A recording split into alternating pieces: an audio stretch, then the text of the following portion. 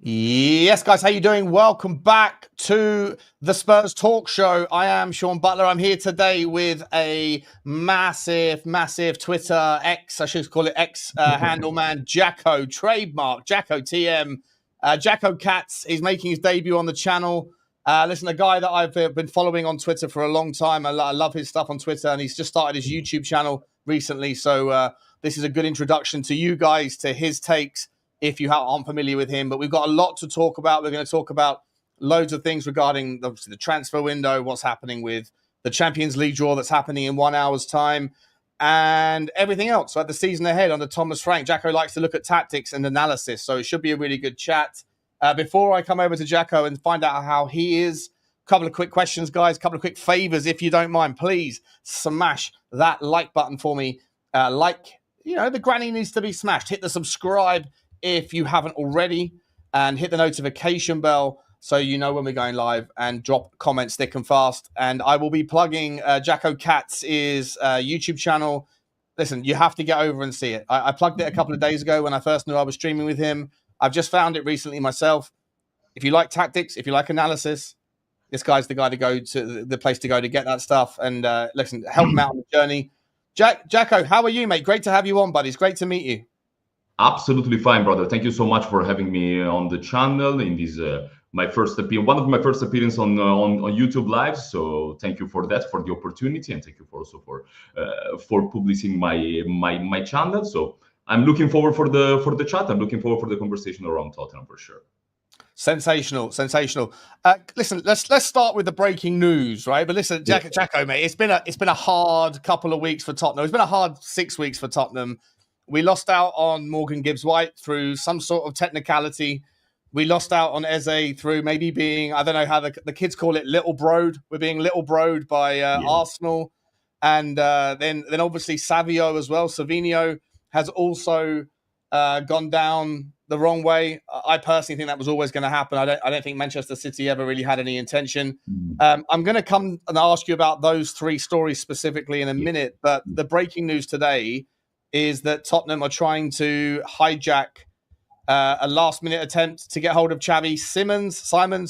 I'm not sure how you say his name, but listen, for me, all of a sudden, my expectations, my excitement, they're dragging me back in, Jaco. I was getting so frustrated, but now they're taking me one more time. What do you think, mate? First of all, what do you think of the player? What do you think of the player first? I feel like introduce himself. Like Xavi Simons is a player that since he was 7, 6, 8 years old, and he's not a joke. He was already on the radar of everyone. Like he's one of the best talents that came out of La Masia, of Barcelona Academy. So that's the caliber of talent that he was since he was young. Of course, a lot of talents of that age doesn't make it on the big stage. But Xavi Simons is different. Xavi Simons have also the personality, have grown a lot also physically, and technically is a La Masia product. So he's a Barcelona player. So you can also understand the level of the player that we maybe will get. I don't know, because in this moment the problem that I have personally is about the sources, is about the journalists that are keep saying this stuff that in my opinion is becoming really boring, really unsure a lot of time. But it looks like we have the money for sure to spend, because the 60 million on Morgan Gibbs-White are still there, and not we didn't pay for everyone, so that makes sense. Xavi Simons would be, in my opinion, a way to fall upwards.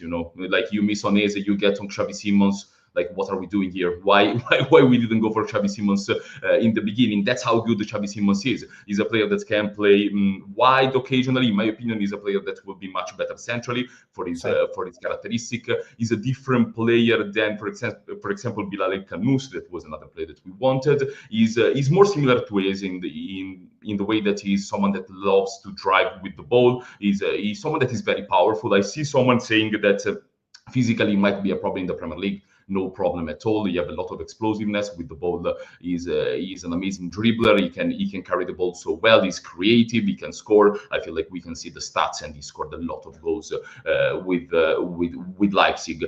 It would be the perfect way to end the window, and will completely change also the window, because if you put Xavi Simons plus Kudus plus Palhinha, is going to be a little bit different. Our team looks completely different. So in this moment, that's the best scenario that we can imagine. Like having Xavi Simons at Tottenham would be the best scenario. I was really heavy on Nico Paz.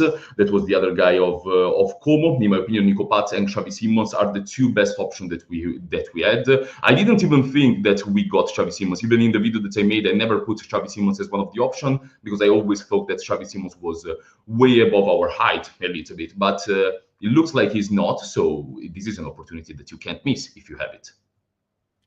Would you, before we, I want to ask you some more about how you see him playing, because I agree with you that I think he's a 10.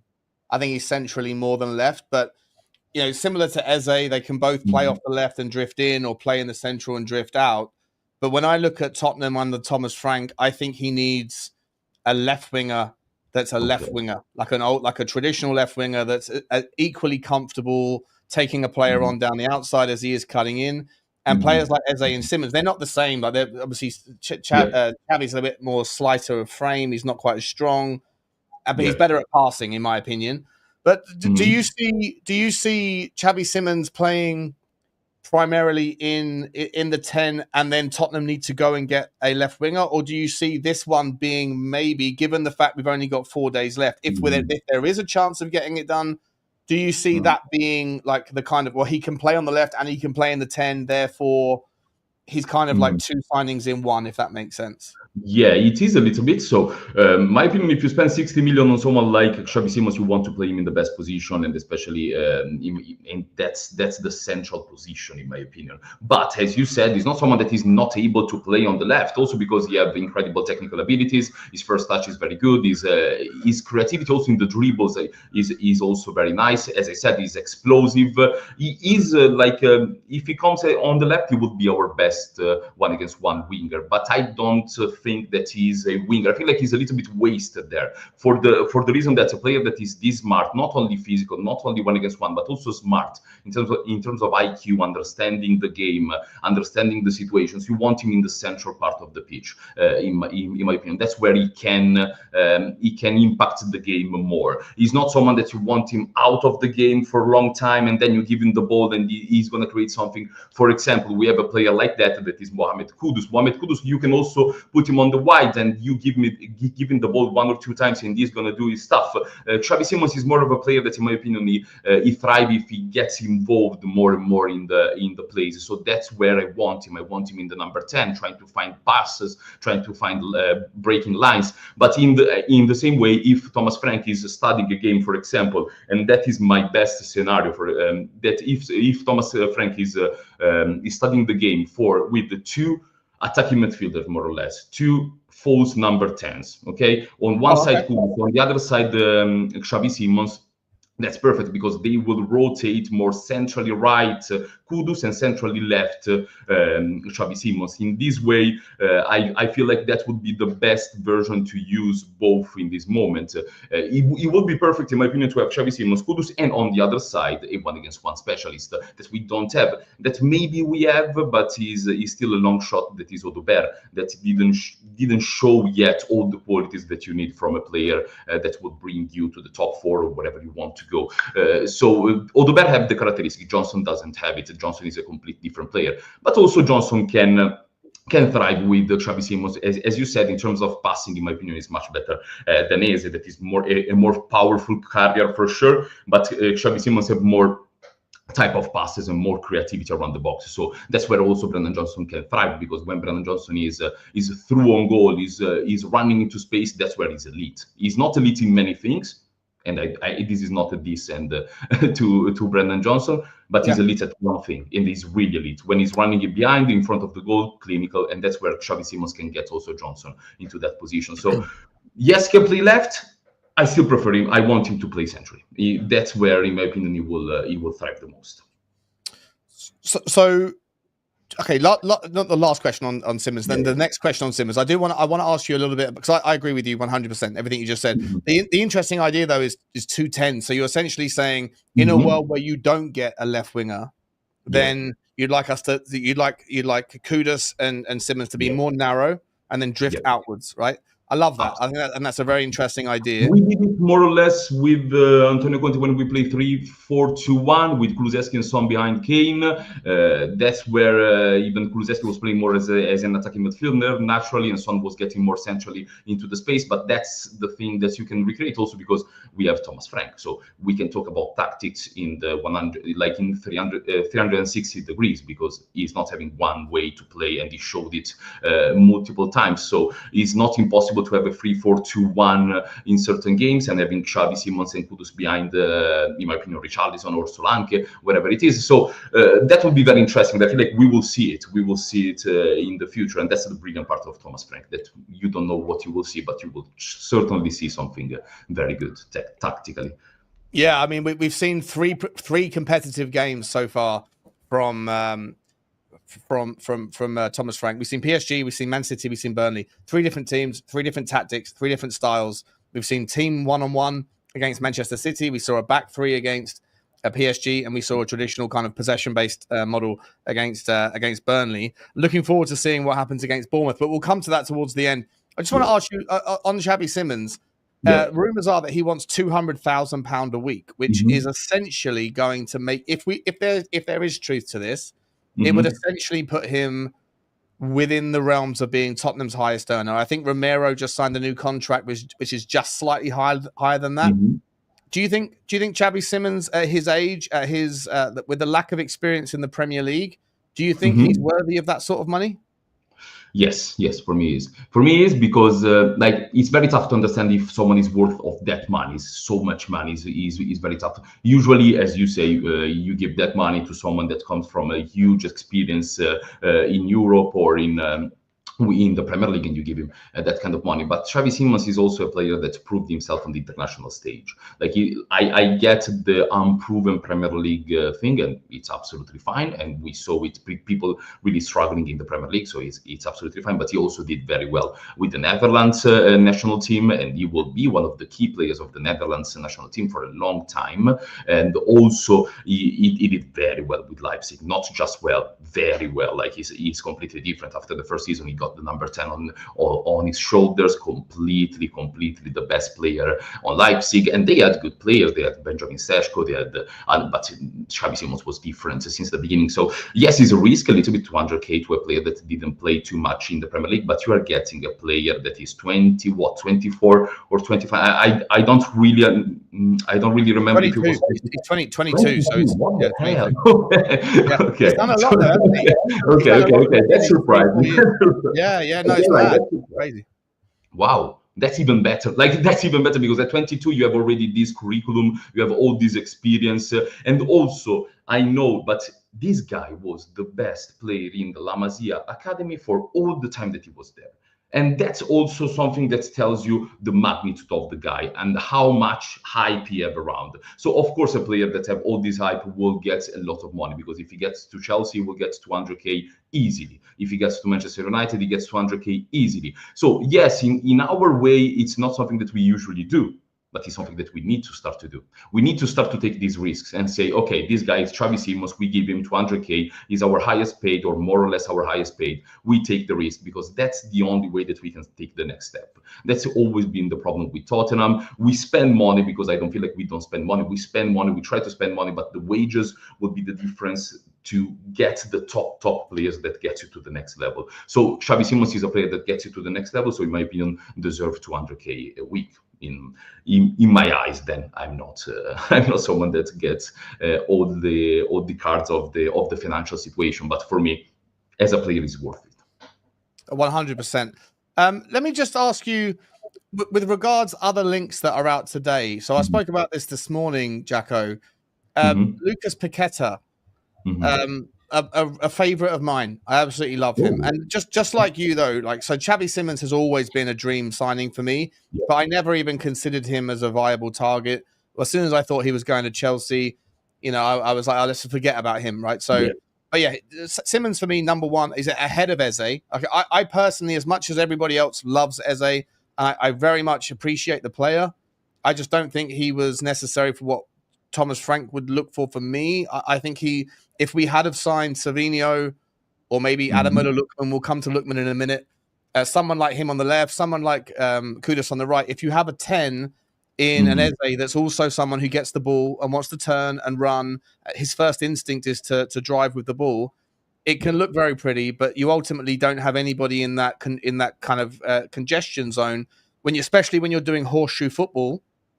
When it's just going around trying to go around and find space. You haven't got anybody to unlock the door.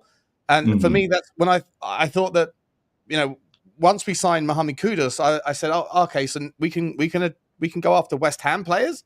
I didn't know. Okay, cool. Now let's look at Lucas Paquetá, right? So, and then today there's rumors out. Well, they've signed Mangasa, the defensive midfielder from Monaco, very good player. Yeah. Not necessarily a replacement for Paquetá, but at least gives them options. And now it looks like they're about to sign Mateus Fernandes from Southampton as well, who is more of a 10. And 100%. So my question to you would be, do you think there's any chance that Tottenham could sign Paquetá? One. Number two, if it's one of Simons or Paquetá, who would you rather? Or three, could there be a reason to sign both, if possible? So the first one, I don't really see it. Yes, it's possible. I don't really see the situation that West Ham sells Kudus and Paquetá to Tottenham. I'm not complaining if that's happened, but in my experience of watching Tottenham during these years, it's not something that I really expect. So that is my first thing. Is really West Ham going to sell their two best players to Tottenham? I hope so, but I don't know in this moment. So I'm not jumping too much on the Paquetá thing. In terms Paquetá or Simons. For me, Simons. That doesn't mean that Paquetá is a bad player. Paquetá is a top player. I feel like he has a very different characteristic than Simons. Almost, I'm not saying complete opposite because he's not, but Simons is a very explosive, agile, and quick player.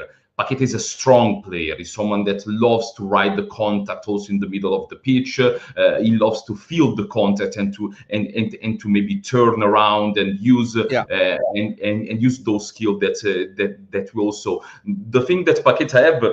Also beautiful left foot, wonderful left foot. We saw it in the goal against Chelsea.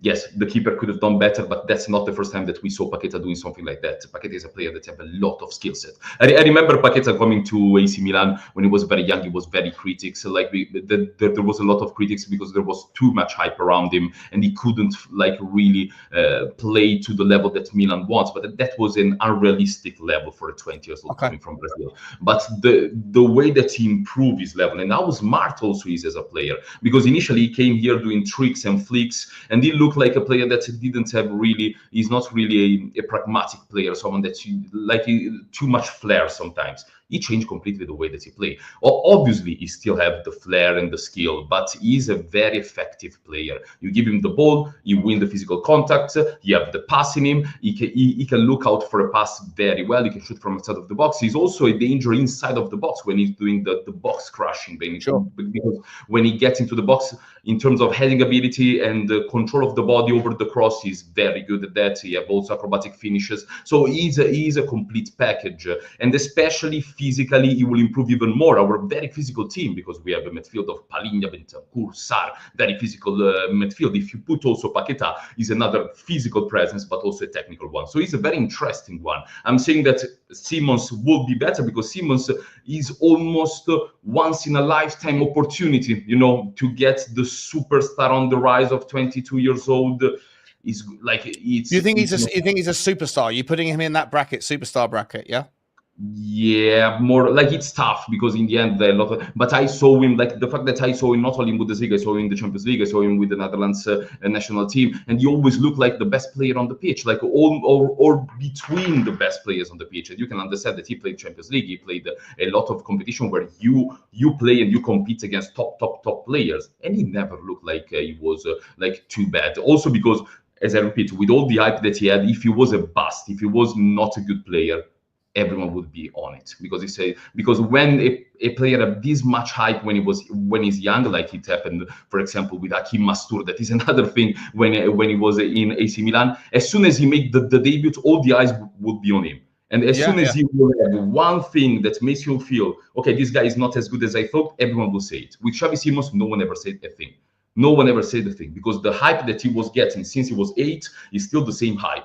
So one of the best players and one of the best young players in the world. So in my opinion, he would be a superstar. Like I thought that when we got Romero, he would be a superstar, and he became, in my opinion, clearly a superstar in his role here. I have the same feeling. So such a unique players. Like one is a centre back, one is an attacking midfielder, but they are so unique. They are one of one. You don't find another one like Xavi Simons in this moment in the market for sure. There's tweets coming out right now. Yeah. That are saying that Chelsea have walked away from Xavi Simons. I don't know. Wow. I'm not seeing this from anyone that's major. I see people in the comment section here saying that the Athletic are saying it. I can't see that, but I'm certainly seeing lots of people, like lots of fans, that are retweeting the same thing, saying that basically it's been reached. The full agreement's done. I'm not going to get my hopes up. I'm not saying that that's the job, but there's lots of things saying that Tottenham are close here. Wow. Yeah, I'm not going to get my hopes up on this one at all. But listen, if it happens, like it's a game changer for Tottenham. I do want to ask you though. Let's park Xavi Simons for a minute, Jaco, because I've got you for an hour. I know we're going to go into the next show together. By the way, guys, there's 900 people here. There should be 1,000 people here in a second. Please do smash the like, smash the subscribe, and also do me a favor right now. Everyone that's watching, there's 900 of you watching. I expect at least 200 of you to do this if you're watching on YouTube. Just quickly hit that tab, hit that link. Okay, it's not going to take you away from the stream. It's going to open up a new tab, and then it's going to give you access to Jaco's YouTube channel. And just smash the subscribe button. And I've watched a load of his content recently. It's brilliant. It's brilliant. You're lovely to listen to with your tactical stuff. So please do support Jaco as he starts his YouTube journey, as much as you have on Twitter. Jaco, let me ask you this though: as we're searching for a 10, and I'd love it if this is true. But okay, I've been hurt too many times this summer. Yeah. Fully understand. Yeah, on the left-hand side, I know you mentioned obviously Xavi can play out there, Simons can play out there. Savio's done, right? We're not doing that anymore. Not wasting any more time there. There's another player out there. I don't know your take on this. I've been championing Adamola Lookman. I love Adamola Lookman, but I've always said I don't watch Serie A as much. I watch the German league more. I watch the Spanish league more. I watch the Premier League a lot more. But what I know of Adamola Lookman, and I've run him through the Y Scout tool. I've got a Y Scout tool thing if you're familiar. And so I've done lots and lots of time looking at him individually in moments, isolated moments. I think he's brilliant. I really, really, really rate him. I know that people think that he wasn't fantastic when he played at Fulham, at Charlton, Everton, and Leicester. He wasn't. But I think he went away to Italy, and I think he improved. I think he bulked up. I think he put some weight on, and I think his big game output is fantastic. I think he's versatile. I think he's an outlet like Mohamed Kudus is. Not to the same degree, but I think he's certainly someone that's strong enough to hold the ball up, and he can run and play. And he obviously scores a lot of goals. And I wanted to ask you, you're someone that so I spoke to Johnny earlier. I spoke to Johnny earlier who knows you, Johnny H, right? He's a guy on Twitter who knows you. And he said, is it true that do you have some relationship with one of the Milan clubs? Were you a coach at one of the Milan clubs or something? Yeah, I'm a UEFA C coach for an elite academy that is linked with Milan, and I was also a scout for Inter Milan for a few years. Then I left. So I have some connection with Inter Milan, like for the youth system, of course, not with the. Yeah, sure. And that's amazing. So you obviously you're in Italy, so you watch a lot of Adamola Lookman. A lot. Like as you said, my two main, and then also I have Y Scout, so I can watch the individual performance of the player that I like. But the two main leagues that I watch is Serie A and Premier League. The rest I give it to the individual performance more than following all the league. But the Serie A is something that I absolutely love. Not particularly because it's the best league in the world, because it's not anymore since at least 20 years. But there are a lot of good talents and a lot of good players, and also good players that, in my opinion, can translate very well into the Premier League. That's always my point. Like the Premier League the Premier League level is different, but Serie A is coming more and more towards that style of play. Intense, not defensive, because a lot of people think about Italian football as defensive football. It's not anymore like that. Like new Italian managers are really trying to copy more or less what the Premier League made, what made the Premier League so popular, and also the style of play, the intensity. That's what people want to see. So, and that's why, in my opinion, a lot of players that comes from the Serie A doesn't struggle too much in the Premier League. We saw Kulusevski, Bentancur, Romero, a lot of players that comes also to Tottenham. They were almost in immediate impact, you know. So Ademola Lookman, talking about that is a little bit. I appreciate it. Yeah, but so Ademola Lookman, and with Lookman specifically, do you think he's good enough to come back and improve? He's not only good enough, he's more than good enough, guys. Like, I feel like people left Ademola Lookman as a very talented player, always been a very talented player. He was also in the youth system of England. He was everywhere. Like, this is a talent that you cannot recognize, okay? The problem with Ademola was never the talent. It was more the immaturity that he had during when he played, especially at Fulham. We all remember that famous Panenka penalty in the last second when you You all remember that, and that for a player like Ademola Lookman, really, I'm not saying destroyed, but a little bit get out his confidence. And he was 21, and then he kept moving towards English club, and then he went to Atalanta. What happened with Atalanta, in my opinion, he worked with one of the best managers that you can find for individual development. That is Giampiero Gasperini. Giampiero Gasperini from Atalanta, always been one of the best for individual development, especially physically. As you said, you see Ademola Lookman with Fulham and Ademola Lookman with Atalanta. You say this is not the same player. This is the father. This is the father of the Ademola Lookman. Exactly. There is no way, and that's what Gasperini immediately would do. That Gasperini will improve because he is such a surgeon. You know, he's someone that will pretend that you need to do so much physical work to play in his system, because he's all about high press. Intensity, nothing else. High line, high press, we go there, and that's it. So to play there, you need to be extremely fit. And Ademola Lookman did that. On top of that, Gasperini completely understood the player. He never, like Ademola Lookman, you said that he's a similar outlet to Kudus. He is in a certain way, but also different. Kudus is more of a one-against-one player that get dribbled past your man and get the cross in and create the chance. Ademola Lookman finished the chances. And as good as anyone that you have on that side. In my opinion, is the best like-for-like replacement to Heung Min. Like, this guy, if Ademola Lookman is on the edge of the box, and is not marked, is going to score or hit the post or be a real danger. And I saw it, and even if you saw Wyscout is very good to see, for example, shots. Shots is something that on Wyscout I always love to see. You see the ball striking ability of Ademola Lookman. He generates so much power under the shot with no time. And that reminds me a little bit of like Antoine Semenyo. The way that Semenyo smashes the ball. It's like there's some players place the ball in the corner. Some players put their foot through the ball. Semenyo does both. He finds the corner, but he puts his foot through it. And I think that Lookman does a bit the same, right? He hits it with power, but he's also placing it at the same time. Semenyo is an absolutely brilliant player. I always loved it. And as you said, but with Semenyo, almost you expect him a little bit more because he's a very physical, strong player, and you know that he's like Ademola Lookman. Sometimes he's more about, like, with Semenyo he strikes the ball very well. He have a lot of power. Natural power of Semenyo is insane. One of the most power. Like when he runs with the ball, it's almost like you need to shoot him, because if not, you're not going to stop Semenyo. He's not a joke. There are players that are different. He's different in my opinion. He's different in that. Ademola Lookman is not as powerful. He's very powerful. Is the fact that he hit the ball very well. Like Ademola Lookman hit the ball incredibly well. He have different type of finishes. When he's in front of the goal, I think that he have one of the best goal conversion in Serie A, because every time that I watch Atalanta, when Ademola Lookman is thrown goal, you say, okay, this is a goal. There is no other outcome. This is a goal. And that's something that we don't have, because Son went away.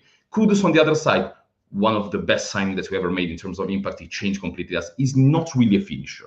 He's not really Kudus, someone that you say, okay, I'm expecting Kudus to have 16 goals in the Premier League. He doesn't really need to have 16 goals in the Premier League, because he does so much more that he doesn't need to have. Ademola Lookman is a player that you get him 16 goals in the Premier League, for me, in the back, if he doesn't get injured. Because, as I said, the first thing that Kudus think when you have the ball is, I'm going to dribble past my man. the first thing that Adamola Lookman will think when he have the ball, how can I shoot? How can I go and shoot? Right. Okay. Like, so that will make us more unpredictable, because on one side you have a demon in the 1-against-1, and on the other side you have someone that if you give him space is going to be deadly as much as Johnson, because we have a very good finisher in Johnson. But he's even way better because he can shoot from outside of the box. He can create separation for his shot, thing that Johnson can't do. So Johnson can shoot if he doesn't have anyone that press him. But if you have a man in front of him, he can't create the separation to shoot. And we saw it in the Europa League final, for example. That's the perfect example of Adamola Lookman. Like, that's finish inside of the box as a fox in the box. First goal. Second goal, nutmeg the defender, and from outside of the box he scored. Third goal, left foot, because I didn't talk about it. Why is like for Son? Because he's also both-footed. He can shoot with the left or with the right, and that's something that you remember him in Son, how deadly he was when he was in the box and he had the step over left foot. Yeah. It's something that Adamola Lookman can do the same way. So I'm happy on Adamola Lookman. Yeah, brother. Sorry, just quickly. So the way I see Lookman's growth in his physicality, like, I think he seems like he's put on maybe 5 kgs or something.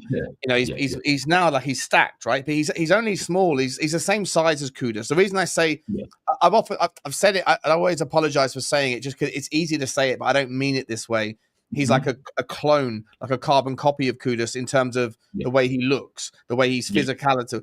But he's a different type of player, obviously, and I completely echo what you're saying. But do you think that, in a world where Mohamed Kudus gets injured, right, and you see in the last 3 games we've used Kudus as an outlet against PSG, the relationship between Richalison and Kudus has grown very quickly, and it's been brilliant to watch. Against Manchester City, Kudus was just a handful. It was a really tough day for Ruben Diaz. It was a tough day for John Stones on that side. It was a tough day for the entire Manchester City backline. I just wonder whether you've got a lot more experience watching him. When I look at him on Y-Scout, I see a guy that I think, in a world where Kudus gets injured, where you could launch the ball towards Semenyo, towards Lookman, and he's not the same. He's not necessarily as strong, but I still feel like he might be able to hold the ball up and be strong enough, physical enough to be able to be that kind of outlet from a long ball launch. And I might be wrong on that, because like I say, I'm not an expert on Serie A football, so I know you watch it all the time. Am I wrong, or do you think that there's a chance that could? No, you're not completely wrong. Let's take the PSG game, for example. That, in my opinion, when Kudus went out, we destroyed our plan, because Mathys Tel was not able to hold one time the ball. Nothing against Mathys Tel, that is a very young player, but he was just not able. In that position, the Adamola Lookman would have helped us so much, because you get out Kudus, for example, you get Lookman, and you will be able to maintain a certain level. Don't think that he will ever be a level of Kudus. Impossible. I feel like it's very tough to replicate the level that have Kudus in that. I'm going to be completely honest with you. Like, there are very few profiles in the world that are short, that have low center of gravity, incredible strength in the leg. Like, that's a nightmare. That's a nightmare to play against. I played as a centre back in Italy. When you have a player like that, you say, what the fuck? Like, I can't wait the game ends, because it's impossible to move him. When he gets his leg into the ground, he's there, and you just need to run around because he's not moving. That's something that Adamola can do, but I like Kudus. No, but of course he's a similar outlet, so it's something that can replicate some. But the good thing that, in my opinion, Thomas Frank needs to be very good at is that Kudus gets injured. Don't play like you have Kudus. Don't play like you have Kudus, because you don't have Kudus. Play like you have Lookman. So yes, outlet physically, but more than anything, I want Lookman to get as close as the box as possible. Kudus is someone that you are very comfortable to even far from the box, because, as you said, he's so strong. Lookman is always someone that's nice. He can work. He can hold up the play, but you want him as close as possible to the goal. That's where he's absolutely elite. That's where he's absolutely elite. Kudus is elite, especially in that job. So I feel like it's very tough to say that someone can do the job of Kudus. That's fair enough. Maybe with the two up front, Solanke and Richalison, but that's too stiff, in my opinion. Like, that's really too stiff in terms of, even if you win the ball, you don't have the agility, the dribbling ability to get the ball out. But that's something that if you put Richalison and Solanke, that's something that you can replace Kudus more. But with Lookman, I feel like he can do it. It's not his best trait, but he can do it because he's a strong player. So look, if you were to compare Lookman to any recent Tottenham player, you would be comparing him to Sonny, would you, more than anyone else? 100%. More physical and better in the 1-against-1. Like Son was a generational finisher.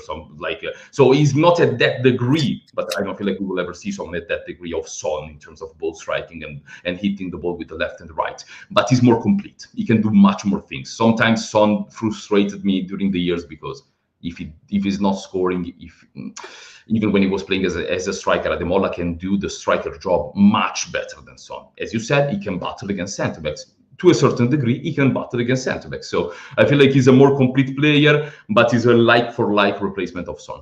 Okay, love that. Okay, fair enough.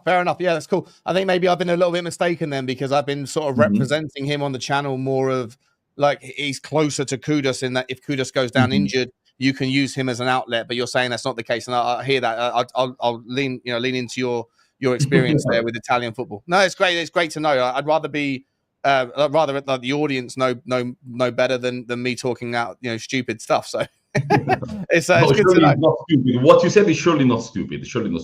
But no, I just thought from what I've seen of him, when you look on the Y Scout tool.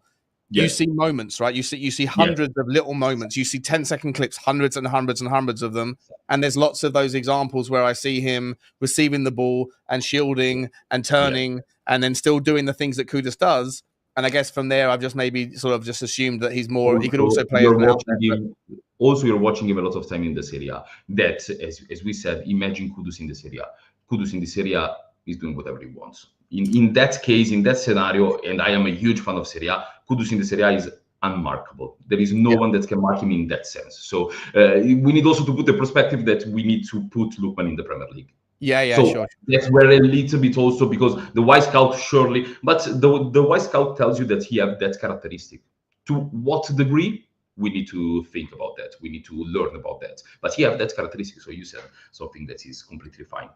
Yeah, amazing insight, mate. I really loving this conversation, guys. If you are watching this and you're enjoying this, there's 1,100 people here. Love to see it. Please, again, I'm gonna drop it now. Again, if you are enjoying Jaco's insight, and it's fantastic, I really am. Then there's the link. All you got to do is click on the link. It should open up a new tab on your browser, and just press the sub, and then you'll get to know more and more about it. Jaco, I think we're going to be collabing a lot more, my man. I think you're fantastic so far. Let me turn our attention quickly to some other players that Tottenham are linked with in these final days, because we're trying to put this in the context here of, like you say, in the context of the Premier League, in the context of Thomas Frank, what you know about Thomas Frank, how you think he can work this squad. We're going to find out in, I don't know, half an hour's time, I guess, that the show starts for the Champions League draw.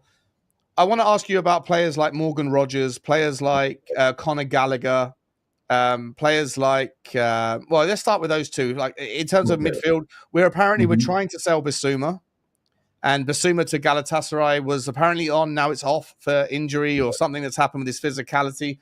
I personally don't particularly want Bissouma around, but at the same time, I'm terrified of the prospect of us selling him and then finding that Palhinha gets injured. He will get injured at some point, and then suddenly we're back to Archie Gray. And if Tottenham gets some very difficult away draws in the Champions League, where you're going to need a proper six, if Palhinha does go down injured for any length of time, I'm pretty scared about that six being Archie Gray. And I don't particularly rate, I'll take your take on this. I don't particularly rate Bentancur as a six. As a six. I like him as a midfielder. I like him as a box to box. I like him as a player. But for me, when he plays in the six, I don't think he's touch tight enough to the danger man when we have the ball in the risk of transition. I find that his rest defense is pretty poor. He's too far away from the guy that could be the outlet. And I think it cost us a few times last season. I don't think many Tottenham fans were talking about it. I saw it quite a lot. And so the idea of Bentancur going back to playing the kind of deeper lying midfielder for me it isn't really satisfying. So I wanted to get your thoughts first of all before we talk about Gallagher, before we talk about Morgan Rogers. Are you okay with the idea of Archie Gray being the replacement to Palhinha in a world where he gets injured? What are your thoughts on Bissouma? What are your thoughts on Bentancur? You know, in a world where you need on Bissouma, Bentancur, and Gray, like Bissouma, I don't want him to be a part of Tottenham in the future. Don't hate the guy personally. I don't know him. Of course, I'm just talking about the footballer. He's not good enough. He's not good enough. Like the ability is there for sure. Physicality is there. Agility is there. Is just the most important thing. The most important thing is concentration, is being able to read the game, being able to read the moments in the game. Bissouma is not able to do that. He proved that time after time. He might have a run of 9 games. 9 games is the best stretch that he had with us, where he looked good. But as soon as one thing doesn't go his way, he can't react, because that's the type of footballer that are not made to be the absolute elite. Like Tanguy Ndombele was with us, that he's a player that with qualities were clearly qualities of Premier League, mentality and in general understanding of the game is not at the level. So Bissouma, in my opinion, is a case closed. On Bentancur, I agree with you. If you play Bentancur as a lone 6, that's not where you want Bentancur to be. I feel like Bentancur is a very good player. I know you might not rate him too highly. That's fine. No. I do rate him. He's an extraordinary player. He's a good player. He's a good level of a player. The thing that I like about Bentancur is when we build from the back, when we play in a double pivot, he takes a little bit more responsibilities, and he takes also a lot of risks. The thing that you said about Bentancur being not so sure with the ball is something that he always had in his career. Even when he was at Juventus, there was a clear moment when I don't know if you remember, guys, Porto against Juventus a few years ago, a lot of years ago, when Juventus were like battling to get to the quarterfinal. Bentancur gets the ball into the box and he loses the ball literally in front of the goal. Porto score and Juve gets eliminated. That's where Bentancur's career with Juve ended. Because as you said, sometimes he have that feeling that the ball is too far away from him in dangerous position. So that's a little bit his style also. That's also a little bit his style. So I'm going to let you feel that you can get the ball, and then I'm going to turn on the other way. So it takes, in my opinion, also intentionally sometimes some risks. So that's something about Bentancur he always did in his career, and it will always be a little bit of a problem. But at the same time, we saw it, for example, against Manchester City, that I did a little bit of a review on my channel on the individual performances against Manchester City, and in my opinion, Bentancur was clearly taking the role of we need to get out of the first phase. That's Bentancur. I'm going to give the ball to Bentancur more than Palhinha. Palhinha is more of a one-touch guy. He knows that he will get into trouble if he gets 3 touches, so he will get 1 touch. Smart. Love it. Love it. I love that. Love it. Because now you see, I'm a lot on Twitter. When we got Palhinha, it was almost like, who is this non-super technical player that is not elite on the half turn? Not every player needs to be like that. And like now, every player needs to be incredibly press resistant. No, you also need someone that needs to do his job, knows his limits, will play in his limits, and he will be elite in the things that he does, because Palhinha is elite defensively. You don't need him to turn around people and be press resistant. So that's why Bentancur is very useful, because Bentancur and Palhinha, double pivots, when we have the ball, Bentancur drop back. When we don't have the ball, it's Palhinha the drop back. That's a type of job that will make like the weaknesses of Palhinha and the weaknesses of Bentancur almost equal. You know, they nullify, because 100%. As you said, Bentancur defensively, in my opinion, is not very good. He's not reading the game as well. He's not really reading the game well. I feel like he read the game better than Bissouma. That's not a very good level, though. That's not a very good level. When we saw Palhinha, if that's the bar, to me, that's a problem, and that's why I think that, you know, signing Palhinha was my favorite signing of the summer. As much as I love Kudus, I've wanted Palhinha or something like him for. I call them a monster 6. I say that we wanted a monster. I've wanted a monster 6 as long as the Bible, right? You know, 666. I'd be 2,000 years, and I think we have one, but I worry that if he gets injured, then we will be in trouble. The other point was Gray. Gray, I have it's tough because he's talented. He's extremely talented, in my opinion. Gray. I don't feel like he's a 6, though. I don't feel like he's a 6. Same. Like to be a 6, I don't know. He lacks sometimes the real physical presence and awareness in the midfield. Like, I saw it live when I went to Udine to watch the PSG game.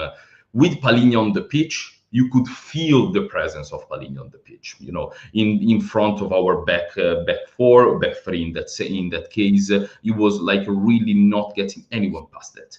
When Gray got there, you feel like there was not anymore that fear on the opposition of, okay, I'm not getting there because there is Palhinha. No, I'm getting there because there is Gray.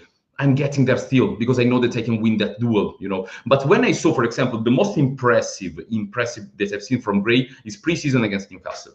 Pre-season against Newcastle, I said, okay, this guy is crazy. I said it. This guy is rice. He's a rice that needs to develop, but he's rice. He needs to develop so much. Also, in terms of, like, I don't want to judge the guy, but I feel like also sometimes in terms of personality needs to grow a little bit more into the game. I think he needs to put on some weight as well. Needs to put on some muscle, like Lucas Berghvall did, right? Berghvall put on the muscle. He needs to grow up a little bit, But Berghvall, you can feel Berghvall more in the game because he's more of a Kant in a good way, someone that's really, give me the ball, I'm gonna do this, and sometimes he does stupid mistakes, like in the beginning of his career. He was so cocky that he said, give me the ball, I'm gonna dribble past 3 men in the Premier League.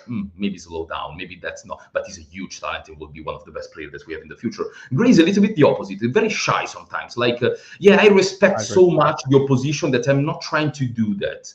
No, try to do that. I agree. I think that's spot on. And that's the thing that I loved against Newcastle. Against Newcastle, he got out of the shell in the field.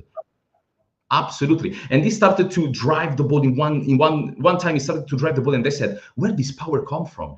Brother, where was this power before? That's what I want to see. So now Gray is more of an 8, not someone that you can give the keys of the number 6 position. So I agree with you. Would be nice to have another number 6. I don't feel like we will have it in the summer. I feel like we need to get lucky until January, and then January we can get 2 or 3 more tools to continue our season. That's how I see it. I don't feel like we will get it in the summer. So on that basis, then players like So the next question the leading question is we're linked currently with Conor Gallagher, who's a bit of a. I mean, look, he doesn't like Tottenham. He's a Chelsea guy. He went, taking him from Chelsea to Tottenham. Maybe it's different from going from Chelsea to Atletico Madrid and then coming back to the Premier League. I like Conor Gallagher. I do. I think he's very good. I think he's a very good player. I think he works hard. I think he's got a bit of that kind of like, whatever you want to call it, that kind of nastiness about him, that dickhead thing. But I think he's versatile as well. And I don't hate the idea of signing him. I'm not sure if Tottenham are still looking for a midfielder, though. I think at the moment it looks like all of our eggs are in the 10 and maybe a left winger. Do you think there's any chance of signing something like Conor Gallagher? No, I don't feel like there's any chance. Also because the thing that I'm understanding very well from Frank is that Sarr and the rest. So the midfield is Pape Matar Sarr and then the rest. So you don't have a 10, Sarr is a 10. You don't have Sarr is always on the pitch. Like that's the thing that I'm getting really heavy on from Frank. It's like I can play without Palhinha and put Gray. I can play without Bentancur and play Berghvall. I can play with a 10, but I can't play against Sarr. Without Sarr. I can't play without Sarr. He's such a force, and in my opinion, he's such a better player than Conor Gallagher with similar characteristics, because Conor Gallagher is a very intense player, someone that is always on the tackle, is always on the front foot, is trying to press you high. Box crashing is very good also when he gets into the box. He's maybe so far in his career a little bit better than Sarr in that department, but I'm really sure that we didn't see the level of Sarr that he can have in terms of scoring and assisting. But so you think Pape Sarr's a really top player, top level? I was really people that I don't know if there is people that follows me, but in general, I was really mad last season about Sarr. I was really disappointed, but not because if you see also my old videos before I abandoned the channel, there was a video where I said that for me, Pape Matar Sarr is the best talent that we have. For me, Pape Matar Sarr is borderline generational in terms of build. A 6'4" guy that runs like very few. He press very high. He's very agile. He's win every physical battle. He can shoot from outside of the box. He can shoot from basically halfway line, like we saw multiple times. Because not only in preseason, also at Metz he scored from a halfway line. So that tells you what is his ball striking. Insane. And what I saw last season is like, what the fuck is that? Like, Yeah. what is this, Sir, what is this? I know that you are much better than this. There is no way. I don't know if he's 6'4", someone in the comment, but No, I think he's 6'1", 6'2", but yeah, well, he's tall. He's pretty tall. Yeah, too much. Yeah. Okay, he looks very tall though. He's very long framed, Yeah. so he looks taller than he is maybe. But the thing that I was really disappointed because, in my opinion, he could have been more or less of a Yaya Touré type of player. For me though, Jaco, he's got everything that I want in a player. I always call it unique value, unique specificity, right? He has things that no one else has. And if you don't have it, it's very difficult to find. And if you do have it, it's very difficult to lose. And he has it. People think that his ability to intercept, to interpret the play, that people think that that's just because he's got long legs and he can move around the pitch. It's not. It's because he's got a footballing brain as well. He understands how to read the game, and in key moments, he did it in the Europa League final. He did it. He's done it 3 times this season already. He did it maybe 10 times last season. His ability to pick the play apart. It's not just because he's got long legs and he can move them quickly. It's because he can read the game and understand where the ball's gonna be, not where it is. And I 100% agree with you on the potential. The only thing I think that he needs to work on is sometimes I think his brain is when he's running with the ball, when he's galloping forward. I think sometimes he picks the wrong weight of pass. If he could figure that final piece of his passing out, I think he would be a generational player. But until he does that, I think there's still got a lot of room to improve. What you said is exactly my analysis of him. Like, the thing that Pape Matar Sarr lacks is a little bit of refining his technical abilities. It's not that he has bad technical abilities, because, as I said, the ball striking ability is insane if you really concentrate on that. Is that, as you said, sometimes he runs so much, he does so much that in the end, when he needs to have the technical pass, he's not there. There. So with, for example, against Burnley, for a pass for Tel, that was very easy. That was long pass and Tel couldn't score. That might be also a very important moment for Tel to score in front of our fan. But the thing that I'm really, really, really calm now is that there is Thomas Frank. Thomas Frank was able to put Janelt, a player that is not even half of the talent of Pape Matar Sarr, as a very good Premier League player. Norgard, all this kind of physical, box crushing, someone that really wants to press. He loves that. And Pape Matar Sarr is not only that. So it feels like now Pape Matar Sarr is on top of his confidence. He knows that Frank really likes him. He knows that Frank will always play him. Then in the past, he's not really like that. For example, Ange Postecoglou preferred a lot of time Berghvall to him, preferred a lot of time other players to him. Same with Antonio Conte, that didn't give him any space, even though he played in a wonderful game against against AC Milan in San Siro. He didn't give him. So even for Pape, I feel like this is the first time that he feels like he's the one. He's the midfielder. The rest will move around him, but he's the midfielder. And he's a 22 years old guy. Let's imagine how good he can be in 2 years if he gets confidence. This guy is incredible. So that's one of the best positives of Frank immediately. He immediately recognized Frank, okay, Pape Matar Sarr is the one that needs to start. The rest, we can move around. There is another huge talent in Berghvall that will get a lot of minutes, another talent in Gray, but Pape Matar Sarr is the one for now that we're building our midfield around. And I'm absolutely loving it.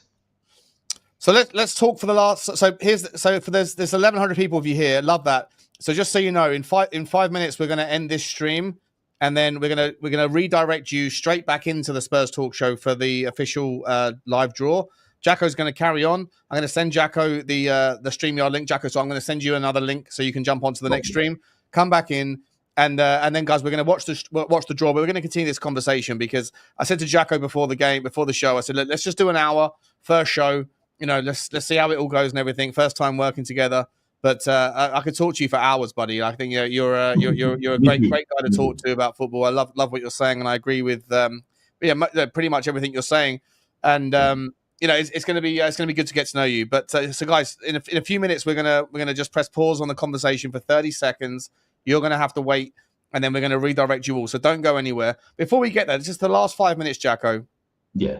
Let's talk a little bit about Thomas Frank. Let's do the sort of the precursor to what we'll carry on with the conversation. So Thomas Frank, it's not just Thomas Frank, right? It's Cochrane as well, right? Let's be honest. Cochrane is, for me, an absolute. I think the value of the package that we've got from Brentford, I think we've now got the technical guy, who the data guy who knows how to run the models or whatever they're doing to identify. I think Cochrane is a wonderful coach, and I think Thomas Frank is also a wonderful manager and coach. For me, I think that just the unpredictability, like you said, right? We don't know. You said it at the start of the show. No one is going to know what version of Tottenham are going to turn up. Bournemouth won't know whether we're going to do a back four, whether we're going to do target guys, whether we're going to play 2 guys up top, 3 guys up top. That they won't. Even if we don't sign any more players, they still won't be able to predict what version of Tottenham that Thomas Frank's going to put out. And to me, unpredictability is a value, a scarce resource in itself. You look at Amorim, you look at Ange Postecoglou, you look at these guys that ended up, being very predictable, and they're kind of easy to pick off at times, right? So give me your initial, for the next couple of minutes, give me your initial thoughts on Thomas Frank, and then we'll develop the conversation in the next show. So Thomas Frank, what can I say? I was insanely excited when I saw that we went for him. So I'm gonna do a little bit of why I was really excited, because there are a lot of people that wasn't really happy when Ange Postecoglou got sacked. We know it from Twitter, we know it in general. I was quite happy. So that might be the controversial take, but I was quite happy because I was a little bit fed up with the type of tactics and the way that we wanted to we wanted to play. Of course, thank for him for the Europa League win. That was an insane moment, but I really wanted a fresh start in my head. So when I saw Thomas Frank, for me, was the perfect scenario. I was a huge fan back then to Antonio Conte's style of play, more or less. But Thomas Frank is even, in my opinion, better tactically, because he is a pragmatic manager when he wants to be a pragmatic manager. And I can't stress it enough. I got so much shit on Twitter, because now saying that you want to play pragmatic is almost saying that you want to kill a parent of someone. Like it's normal in football. Playing pragmatic when you know that you are not as good as the other team, you play pragmatic. There's nothing against it. I don't know what. I was going crazy. I'm also Italian, so I have a pragmatic blood in me. No, I hear you. It's not. It shouldn't be seen as a bad thing, right? Everybody on paper would love to play expansive football. You know what? I'm sure David Moyes, I'm sure Sam Allardyce, I'm sure these guys, they didn't start out in management trying to play defensive football, but they have to do it to keep their job. That's the way it works, right? So, I know also some managers in Italy that I know personally. Like, trust me, no one starts his career as a coach saying, I would love to not have the ball ever and just defend. No one does this. So who does it? Who is smart enough to understand that you can't continue with the perfect plan, so you get a plan that is good enough for the situation. And that's the thing with Frank. Like, we saw it against PSG. What PSG is very strong at? Wide areas. If you leave them wide areas, we are absolutely fucked. We had 3 players on Dembélé, 3 players on Kvaratskhelia constantly. Did nothing. Then you go on Barley. That, in my opinion, was the worst game that we played, more or less, and that's crazy because we won 3-0. Like, I feel like the problem with Barley is that we didn't have the number 10. Because if we did have the number 10, we could have won 5-0, 6. I don't know, but we could have played even better. And I feel like the idea of Frank for Barley is that I play a number 10 there, I play Xavi Simons there, I play whatever you want there. And then you go against Manchester City, not anymore very worried about the wide areas, but where Manchester City is very weak, Trafford is not as good as Ederson. They can't get the ball out of the back as easy as they did back then. So what you do? Everyone up there. What they did? Nothing again. So 3 games, 3 really smart plays. And I feel like the best one are PSG and Manchester City, because I feel like that's the plan that he wanted. I'm not saying that if we get a 10, he won't play a 10, but I'm sure that he won't play a 10 in certain ways, Frank. And that will upset a lot of people, especially when you have a talented player and you say, why are you not playing that guy? That's why. Look at Manchester City. I'm not saying that with Xavi Simons we would have lost, of course not. But Sarr was the number 10. Sarr was the one that couldn't let breathe the Cherky one time, couldn't let breathe Nico Gonzalez one time. I don't know if a 10 can do that type of job. So the thing that I'm getting with Thomas Frank is extremely smart guy in terms of also, because one thing that Ange Postecoglou was very good is his relationship and his human side was incredible. But even Frank, he had that. And you can see that he can install a very good relationship with the players and even young players. And on top of that, he's a tactical genius, straight up tactical genius. I'm sure that he thinks 24 hours a day about tactics, how can I play? And that's something that, in my opinion, then we have 1 minute. And that's the thing that, in my opinion, will get our players to the next level, because they have so much confidence in Thomas Frank already. They had the proof that against PSG, this manager have the perfect plan. Against Burnley, this manager have the perfect plan. Against City, this manager have the perfect plan. Now I just need to trust my manager. That's it. So the thing that Thomas Frank brought to this club is just a fresh start for the club, for the fans, and for the players. And I feel like I saw the players with so much confidence, with so much more belief than what I saw, especially in the second half of the Ange Postecoglou era in general. So that's already a huge improvement tactically and mentally, whatever you want to say. It's still early days. But I don't feel like we saw it also with the Nuno Espirito Santo that he started well. But this is different. Nuno played and he won game by luck. This is won games because you had a tactical plan. So I'm sure that we will continue with this. 100%. Jaco, absolutely amazing debut. Guys, I'm going to do a couple of super chats. Before I get to the super chats, just quickly, if you haven't already, I'll be plugging it throughout the second show as well. The Champions League draw starts very, very soon. We are going to literally redirect you, so stay where you are. We're going to stop. We're going to end this, and I'm going to jump into the next stream and restart it. I'm going to send Jaco the link. Before I get to that, though, just got to do some super chats quickly. Dan Boyce, big up to you. Dan has become a new member of the show. Very cool, my man. Listen, tomorrow evening, myself and Drew Zilla, I love Drew. He's going to be the host, the co-host on the fan phone-in show. So please be a part of that, Dan. Really appreciate you, my man. Daniel Hooson, big up to you. The super sticker train. It has started. Big up to you. Big up to you, Drew. Thank you very much, my man. You're always here. Sorry, Daniel Hooson. Sorry, big up to you, Daniel. You're always here, my man. I always appreciate you. Wizard, 1963 UK. I think that's Moondog. I think the names have changed. Positive vibes, Coys. Yeah, what a great conversation. Just talking about the positives. It's refreshing. It really is refreshing. Jaco is going to be a part of this channel, hopefully, if he wants to be for the foreseeable. Andy Lester, big up to you, by the way, Moondog. Andy Lester has said, big up, Sean. Top show. Let's hope Spurs get this done. It would be awesome, my man. But Andy, I have learnt my lesson this summer. I'm not getting my hopes up on any Bombers until they are holding up the shirt, buddy. But thank you very much indeed. Simon TTID is a member for 9 months. Thank you very much, Simon, for the loyalty.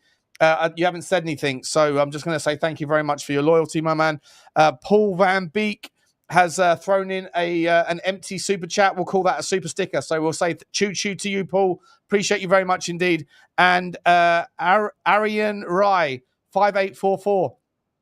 I'm not sure what that is. Is that rupees? I think it might be. He said, would Simons be a statement signing for Spurs?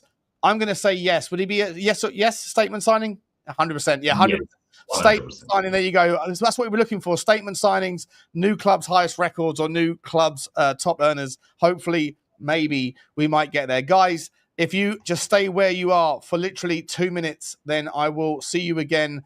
And Jaco will also join me. We'll see you in a couple of minutes for the Champions League draw. It's big time, big afternoon. Thanks again, Jaco. Awesome debut. I'll see you on the second show. Thank you so much, guys. Bye.